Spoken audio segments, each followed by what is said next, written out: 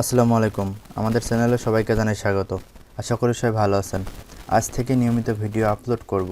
Video miss না করতে চাইলে আমাদের চ্যানেলটি সাবস্ক্রাইব করে পাশে থাকা নোটিফিকেশন অল করে রাখবেন। আজ থেকে ফটোশপের শর্ট কোর্সের ভিডিও দিব। এই শর্ট কোর্সে থাকবে ফটোশপের কিছু গুরুত্বপূর্ণ টুলসের ভিডিও। তো চলুন শুরু করা যাক।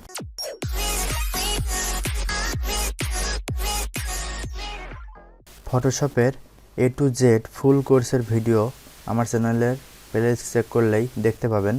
ওখান থেকে দেখে নেবেন এবং এবারের কোর্সটিতে যেভাবে সাজিয়েছি আমরা, এখানে হচ্ছে গুরুত্বপূর্ণ কিছু টুলসের ভিডিও এখানে দেওয়া থাকবে। তো প্রথমে শুরু করা যাক এখান থেকে। পার্সপেক্টিভ ক্রপ টুল। তো এই টুলসের কাজ দেখাতে হলে আমাদের কিছু পিক্সেল লাগবে। এই টুলসটা অনেক গুরুত্বপূর্ণ টুলস, অনেকেরই অজানা থাকতে পারে। তো আমি এর জন্য কিছু পিকচার ডাউনলোড করে রাখছি। আসলে এটার কাজ কি, আমি প্রথমত একটা পিকচার এখানে নিয়ে যাই।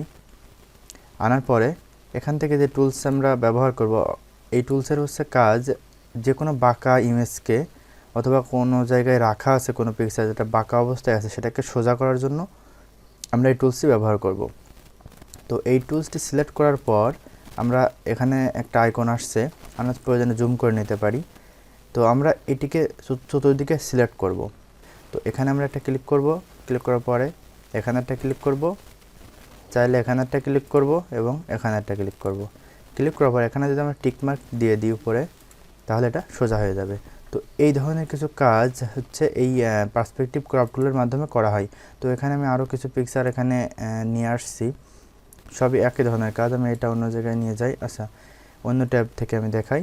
তো এটা হচ্ছে এই যে একটা বাঁকা অবস্থা, এখানে কোনো টেবিল বা কোথাও রাখা আছে এখানে বিজনেস কার্ড। তো আমরা চাচ্ছি যে বিজনেস কার্ডটা বাঁকা অবস্থায় আছে, আমরা এটাকে সোজা করতে। তো এখানে একটা ক্লিক করব, মানে প্রতিটা কর্নারে কর্নারে ক্লিক করতে হবে।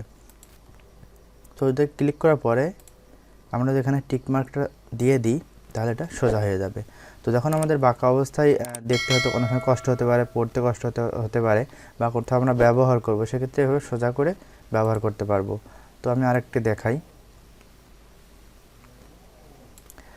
এটি অবস্থায় কোথাও রাখা আছে একটি বই, এটিকে আমরা যদি চতুর্দিকে আমরা সিলেক্ট করি, ক্লিক করে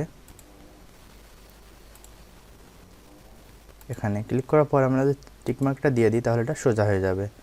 তো আশা করি আপনারা বুঝতে পারছেন যেভাবে পার্সপেক্টিভ ক্রপ টুলের মাধ্যমে কোন কোন কাজগুলো করা হয়। এই ধরনের বাঁকা যে কোনো পিকচারের কাজ করতে হলে এই টুলটি ব্যবহার করতে হবে। পরবর্তী ভিডিও দেখার জন্য চ্যানেলটি সাবস্ক্রাইব করে সাথেই থাকবেন এবং গ্রাফিক ডিজাইনের যে কোনো হেল্পের জন্য ভিডিও ডিসক্রিপশন থাকা ফেসবুক গ্রুপের লিঙ্ক দেওয়া আছে, ওখান থেকে গ্রুপে জয়েন হয়ে যাবেন। তো ধন্যবাদ সবাইকে। আসসালামু আলাইকুম।